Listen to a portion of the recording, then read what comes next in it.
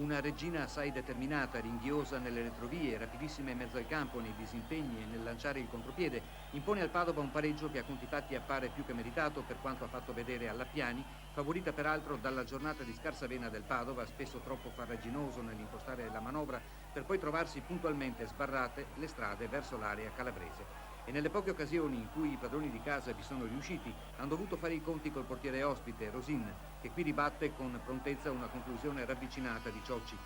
Al primo affacciarsi in area biancoscudata dopo 39 minuti, la Regina va in vantaggio con Attrice, che di testa mette in rete una punizione pennellata da Catanese. Nella ripresa, Padova all'assalto, Regina in bunker. Al 18° Simonini di testa coglie l'incrocio dei pali e 12 minuti più tardi arriva il pareggio. Ciocci è lestissimo ad intercettare un retropassaggio di Onorato e a concludere a porta vuota dopo aver saltato Rosin in uscita. Quasi allo scadere, lo stesso Onorato, solo davanti a Benevelli, si vede ribattere dal portiere biancoscudato la conclusione a botta sicura.